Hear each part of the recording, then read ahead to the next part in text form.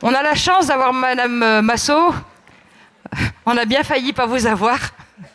Elle devait être avec nous, Madame Massot de l'ANAP, responsable de l'évaluation à l'ANAP. J'en dis pas plus, mais on est très très heureux de vous voir parmi nous en visio.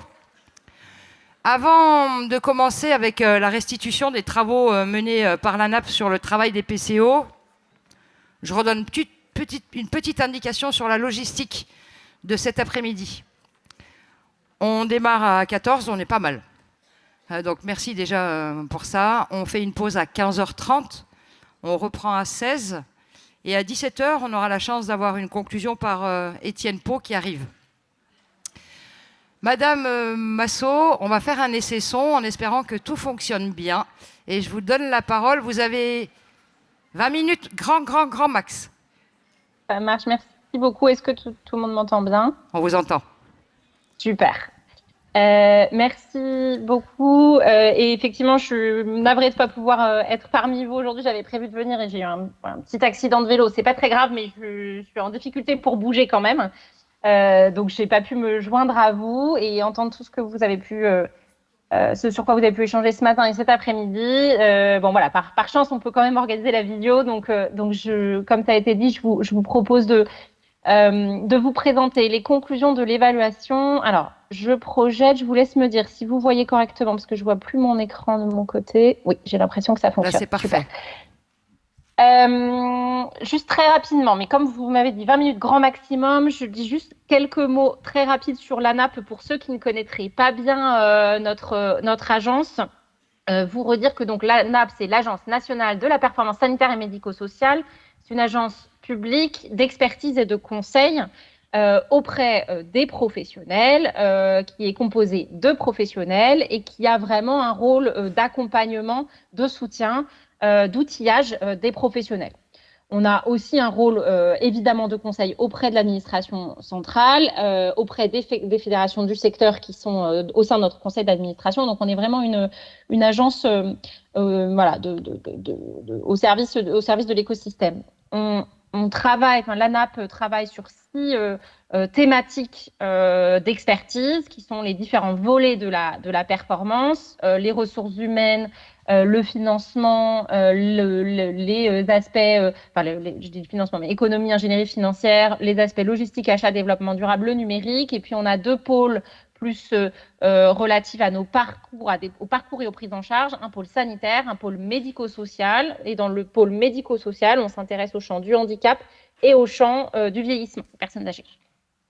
Et juste pour vous dire très rapidement, dans nos services transversaux, on a un service d'évaluation de programmes et de politiques publiques. Et donc, c'est ce que je représente moi au sein de l'ANAP, donc la cellule évaluation qui mène des démarches d'évaluation de politique publique au service de nos tutelles et qui peut aussi accompagner des établissements ou des professionnels ou des services qui souhaiteraient se lancer dans une démarche d'évaluation de projet pour vous outiller ou pour vous accompagner dans la mise en œuvre de démarches d'évaluation.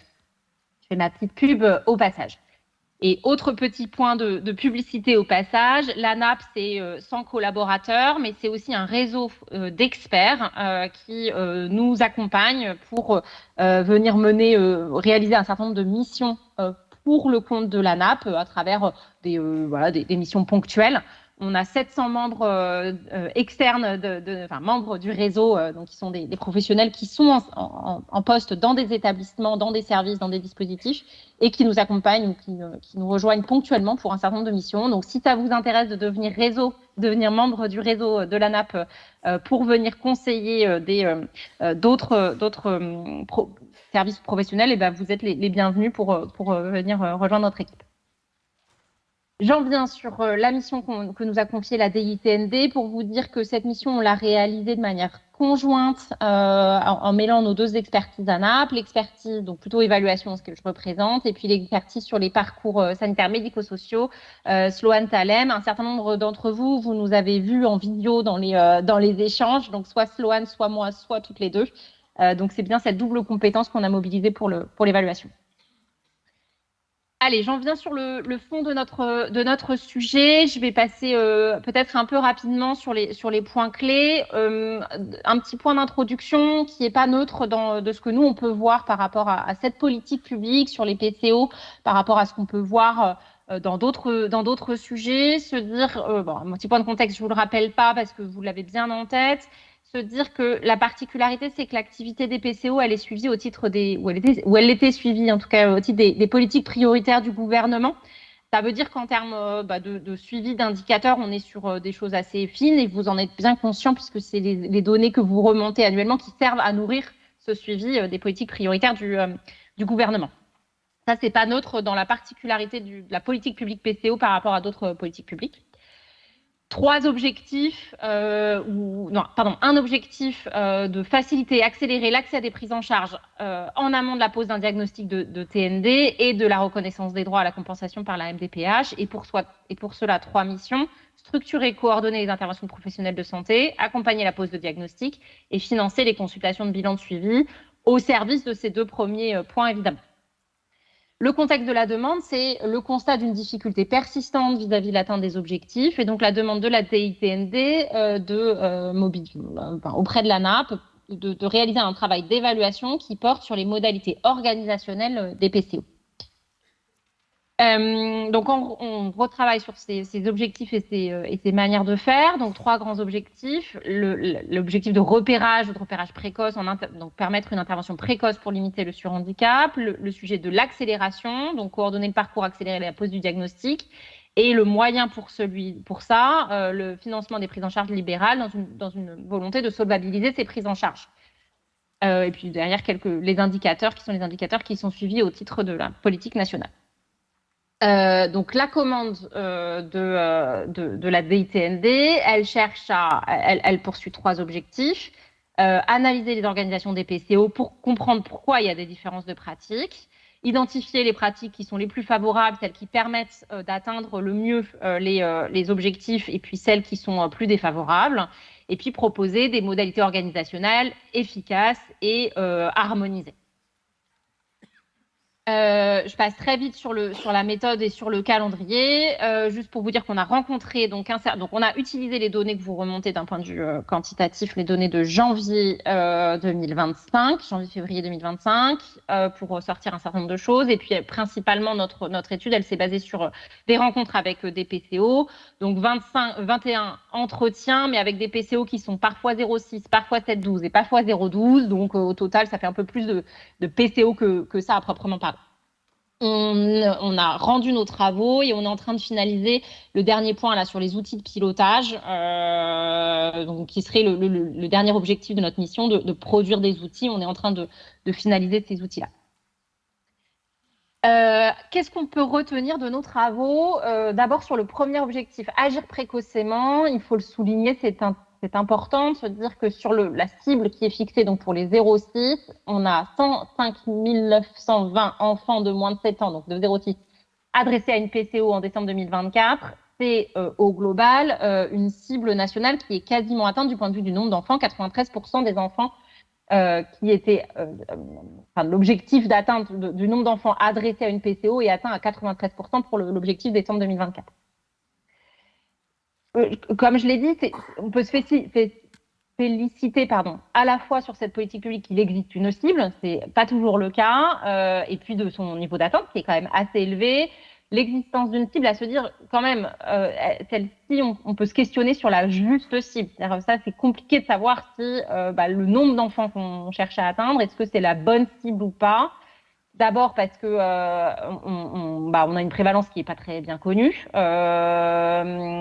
et puis parce que on a ciblé cette cible, elle est axée sur une démographie de territoire qui paraît pertinent en pourcentage de naissance, mais du coup, elle ne prend en compte que les enfants à naître chaque année ou nés chaque année, et pas tant les enfants qui sont déjà nés, qui sont déjà âgés et sur lesquels il y a une suspicion de TND et pour lesquels les PCO viennent répondre à un besoin. Donc la cible, elle est très axée sur les nouvelles naissances, mais pas tellement sur l'ensemble des enfants qui sont concernés. Donc, une cible quasiment atteinte au global avec des grandes différences d'une PCO à l'autre. On a à peu près la moitié des départements donc là, on a travaillé en département pour faire la cartographie. Donc, une cible qui est atteinte dans la moitié des départements et un tiers des départements où on est à moins de 80% de la cible. Et puis, deuxième point sur lequel on peut être plus nuancé, c'est l'âge médian d'adressage qui reste élevé au regard de l'objectif d'intervention précoce. Donc, 9 ans pour les 7-12 et puis 4 ans et demi pour les 0-6, c'est relativement élevé. Pour ce qui concerne l'objectif d'accélérer les prises en charge, là, vous le savez tous, on est sur un niveau d'atteinte des objectifs qui est quand même beaucoup plus mesuré, beaucoup moins bon, clairement. D'abord, les aspects de sortie sans diagnostic. Ce qu'on retient, c'est qu'on a à peu près un tiers des enfants qui sortent sans diagnostic. On a regardé que pour les 0-6 parce que pour les 7-12, il y a encore très peu de sorties, donc les données n'avaient pas beaucoup de sens. Donc, un tiers des enfants qui sortent sans diagnostic, ça paraît beaucoup au regard de l'objectif. On a retenu surtout que la notion de sortie sans diagnostic, ça recoupe des choses un peu variables, avec des choses assez logiques, assez normales, assez légitimes, et puis des choses qui sont peut-être un peu plus problématiques au regard des attentes vis-à-vis de la PCO. La situation la plus logique, normale, ça va être on n'a pas de diagnostic de TND puisqu'il n'y a pas de TND. Et ça paraît logique qu'il y ait donc du coup une sortie sans diagnostic. Ou un diagnostic incertain, par exemple, sur un diagnostic qui serait à confirmer avec l'avancée en âge. Donc là, ça paraît assez logique que le diagnostic ne soit pas posé. Et des situations plus problématiques sur des diagnostics qui ne sont pas posés, qui ne sont pas annoncés, ou plus problématique encore, une PTO qui n'a pas l'information sur est-ce que le diagnostic a été posé, annoncé, ou est-ce qu'il et lequel il est ce qu'il est. Et puis sur les aspects d'accélération, des délais de validation, alors c'est l'indicateur qu'on a retenu puisque c'est celui qui fait l'objet du suivi national, des délais de validation des parcours particulièrement longs, à peu près 2 semaines, 69 jours pour un objectif fixé à 15 jours. On a quelques PCO qui respectent ce délai des 15 jours, mais ce qu'on constate dans celles qu'on a vues, en tout cas, c'est que souvent, on a un petit effet d'ajustement du comptage en prenant en compte la date à laquelle le dossier est complet et pas la date d'adressage, ni d'adressage par le médecin, ni d'arrivée à la PCO. Donc forcément, ça raccourcit un peu le délai réel pour les familles. Et ce délai réel pour les familles, il n'est donc pas très bien connu. Dernier point sur le sujet de la solvabilisation. Alors là, on a un petit peu des données un peu partielles qui ne nous permettent pas de bien comprendre la manière dont fonctionnent les parcours. Ce qu'on retient, c'est qu'on a à peu près 2 tiers des enfants qui ont bénéficié d'au moins un FIP au regard des données qu'on a dans la remontée nationale. Ça nous paraît faible au regard de ce que vous nous avez dit en entretien, où on avait le sentiment que la prescription d'au moins un forfait était quand même très très majoritaire dans les parcours, donc on est un peu étonné par cette donnée qui nous semble un peu sous-estimée.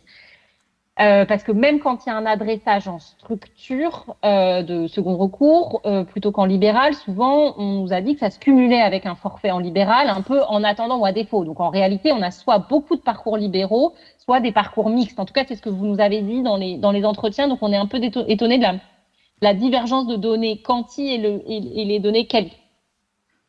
Donc, si on se dit, OK, on a 2 tiers des enfants qui ont un FIP, c'est quoi le tiers restant? Alors, dans le tiers restant, c'est le schéma que vous avez à droite, où on essaye de comprendre les données qu'on a.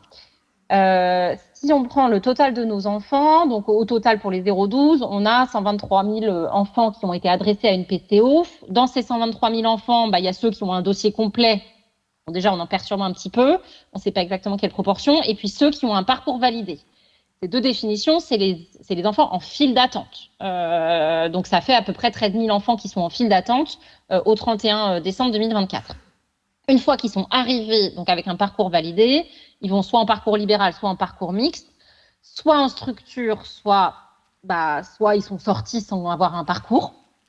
Et c'est cette donnée-là qu'on n'arrive pas bien à estimer, puisque les libéraux et les mixtes, ils ont un FIP, ça fait 64% du total, mais ceux qui seraient en structure ou sortie sans parcours, ce serait 25% des enfants, puisqu'on a enlevé ceux qui ont un FIP et ceux qui sont en file d'attente. Encore une fois, ça nous paraît beaucoup. Et là-dedans, on sait pas ceux qui sont sortis sans parcours et ceux qui sont en structure, qui est quand même pas tout à fait la même chose. Donc ça nous manque un peu pour bien comprendre ce qui se passe dans un parcours PTO. Voilà peut-être à se dire. Et l'autre point à retenir, on a regardé alors de manière un peu macro et pas très fine, mais si on regarde les forfaits effectivement consommés, ça représentait 35 millions d'euros en 2024. Donc, si on divise par le nombre d'enfants avec un forfait, de manière un peu grossière, mais enfin, ça donne quand même un ordre de grandeur, ça veut dire qu'on a en moyenne 874 euros par enfant avec un FIP, ce qui nous donne une très faible consommation en fait des forfaits au regard de ce qu'on peut. Enfin, ça fait à peu près l'équivalent de la moitié d'un forfait, quoi, un peu plus par enfant. Sachant qu'on prescrit très souvent 2 forfaits, ça paraît assez faible en fait, cette consommation de forfaits. 2 derniers points avant de vous dire ce qu'on a pu porter en recommandation. Alors, une très grande hétérogénéité de pratiques, je vous apprends rien, je pense que vous le savez, et puis vous le constatez encore une fois aujourd'hui. Il nous paraît intéressant à retenir sur les raisons pour lesquelles les pratiques sont diversifiées et sont variées, alors même qu'on a un cahier des charges unique et détaillé, ce qui nous paraît du coup être une piste de travail pour l'avenir. Donc, pourquoi on a des pratiques différentes? Parce que les PCO s'adaptent à leur contexte, à leur histoire, à leur composition d'équipe. Donc, ça paraît assez logique, elles font en fonction de leur réalité. 2, et là c'est plus problématique et c'est une piste de travail du coup pour la puissance publique. Les pratiques, elles sont aussi liées à des choix organisationnels qu'on fait face à des injonctions qu'on ressent comme contradictoires. Et comme on n'est pas en capacité de respecter toutes les injonctions qu'on donne à la PCO, et on fait un peu du choix, du picking dans les contraintes qui sont posées. Certaines vont axer plutôt le respect de la mission 1 plutôt que la mission 2, etc. Donc on va faire un peu des choix. Le troisième point, et ça c'est un sujet aussi qui mériterait d'être harmonisé, le positionnement différent du rôle médical et en fonction de la compréhension que les uns et les autres peuvent avoir des missions de la PCO en lien avec le deuxième aspect, des choses qui peuvent être ressenties comme un peu contradictoires. Et puis 4e point, des messages, des consignes qui sont hétérogènes de la part des ARS, voire parfois l'absence de consignes. Et donc du coup, vous n'avez pas les mêmes attendus de la part de vos tutelles directes côté ARS. Donc, vous faites en fonction de ça. Là où c'est un peu problématique, c'est que on a en conséquence un service rendu aux familles qui est assez variable du point de vue de la rapidité, de la précocité de l'accès aux prises en charge, du point de vue de l'effectivité de l'accès à l'offre, du point de vue de la qualité ou de la complétude du bilan diagnostique et du point de vue de l'accès effectif au diagnostic. Donc, voilà, c'est là où c'est un peu embêtant, c'est que du coup, on n'a pas le même service rendu pour les familles. Et ce qu'on retient, nous, c'est au-delà des contraintes sur lesquelles vous n'avez pas de marge de manœuvre, notamment l'offre libérale dans le territoire, etc., c'est qu'il y a quand même des marges de manœuvre sur le plan organisationnel pour harmoniser les pratiques et optimiser le service rendu. Je passe très vite sur les principaux points qu'on a retenus sur les différentes étapes du parcours. On a, voilà, vous pourrez avoir le support, ça a été convenu comme ça, donc je rentre pas dans le détail, mais on a relevé pour chaque étape du parcours là où il y avait des choses un peu à retenir sur ce qui fonctionne bien, ce qui fonctionne, enfin, ce qui est l'état de fait. Comme je suis un peu prise par le temps, je passe directement à la conclusion. Donc à retenir. On a des objectifs chiffrés, un suivi régulier d'indicateurs, pas toujours extrêmement qualitatif ces données, en tout cas dans le traitement qu'on peut en faire au niveau national, mais ça permet quand même de disposer d'éléments généraux sur l'activité des PCO du point de vue de la gestion de la puissance publique. C'est intéressant de se le noter. Une cible qui est atteinte à 93%, même si on peut questionner, donc plutôt satisfaisant, même si on peut questionner comment on a défini cette cible, et puis même si elle est très inégale d'un point de vue des PCO, des territoires. Au moins 2 tiers des enfants qui ont eu un forfait d'intervention précoce, donc sur cette logique de solvabiliser la prise en charge, au moins 2 tiers, probablement un petit peu plus. Mais cette prescription de forfait, elle est loin d'aller jusqu'au bout sur la solvabilisation, puisque finalement, on mobilise les forfaits de manière un peu inférieure à ce qu'on peut en faire en termes de potentiel. 874 € par enfant disposant d'un FIP, encore une fois. Là où on est sur des données moins satisfaisantes, donc l'âge du repérage qui est quand même assez élevé, donc on n'est pas tout à fait dans le repérage précoce, l'accélération du parcours et en particulier les délais de validation qui sont particulièrement longs, et puis, et puis encore une fois les sorties sans diagnostic, et puis des pratiques aussi hétérogènes entre PCO. Face à ça, 5 préconisations de la part de l'ANAP. Une préconisation de clarifier les lignes de conduite, les partager, retravailler le cahier des charges pour clarifier tout ce qui fait l'objet d'une compréhension différente entre les PCO. Probablement qu'il faut faire un peu de ménage dans les textes, en fait, tout simplement. Deuxième recommandation, travailler plus explicitement, formellement, visuellement l'articulation PCO, guichet unique, service de repérage précoce. Troisième point, il faut mieux expliciter les cibles d'activité au regard des moyens et puis contractualiser sur la base d'un nombre sur la base d'objectifs de services rendus restreints en nombre. Ça sert à rien de donner 50 objectifs, il faut en donner 2 ou 3 et vraiment les suivre et pouvoir contractualiser sur cette base. Quatrième point, un travail d'outillage sur lequel on est en train de travailler, et puis un travail d'accompagnement pour les PCO qui sont les plus en difficulté. On a commencé à identifier ce qui pouvait mettre les PCO en difficulté pour ajuster un peu les accompagnements à proposer. Et enfin, dernier point, sur les livrables sur lesquels on travaille, et donc qui ne sont pas encore prêts, mais qu'on prévoit de mettre à disposition d'ici la fin de l'année. Un parcours type pour la PCO, une organisation type de PCO, donc du point de vue des RH, une modélisation de l'activité des coordos, c'est-à-dire finalement ça doit ressembler à quoi une activité de coordonnateur, et puis une revue des indicateurs à suivre dans le reporting, voilà, pour pouvoir avoir des données plus facilement exploitables au niveau national. Voilà, on va avoir le temps des questions. Une seconde. Merci Madame Massot.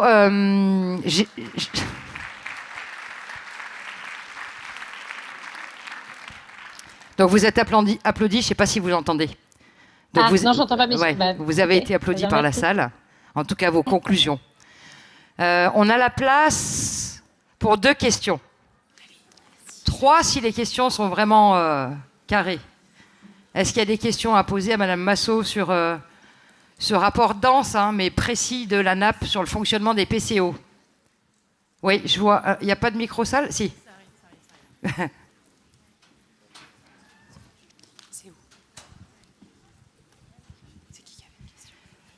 Madame Massot, on va essayer que vous entendiez bien les questions, mais normalement, ça devrait le faire. Bonjour. Je voudrais savoir pourquoi il y a une injonction, entre guillemets, une injonction de diagnostic sur les PCO 0-6 ans. Il me semble que la 0-6 ans, l'enjeu, c'est plutôt la prise en charge précoce et le diagnostic fonctionnel plutôt que le diagnostic catégoriel. Et c'est vrai que c'est pointer le fait qu'il n'y ait pas eu de diagnostic chez 36% des enfants. Moi, ça me semble d'ailleurs très peu. Je trouve que c'est très difficile de poser un diagnostic par une PCO. Dans le cahier des charges, il est noté qu'on ne voit pas les enfants, normalement. Donc, je trouve que ce serait vouloir absolument que les PCO 0-6 ans fassent des diagnostics. Je ne suis pas sûre que ce soit une vraie bonne chose, en fait. Est-ce que vous voulez qu'on prenne les questions, puis je réponds d'un coup? Oui, on va prendre une deuxième question. Parce qu'en plus, il y a des applaudissements, il y a des soutiens. Une deuxième question?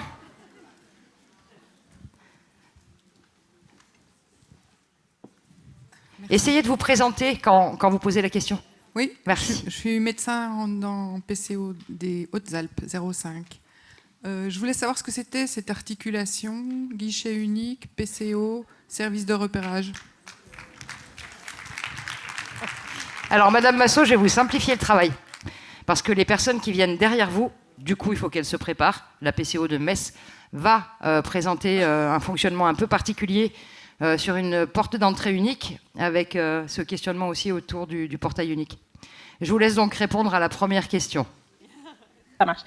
Alors, je trouve que votre question sur pourquoi il faut poser les diagnostics est extrêmement révélatrice de la compréhension différente qu'ont les PCO de leur rôle vis-à-vis du diagnostic. C'est-à-dire que je pense que vous n'êtes pas harmonisé sur les attendus de la PCO vis-à-vis de ça. Et d'ailleurs, les PCO ont des données très hétérogènes sur ce point-là.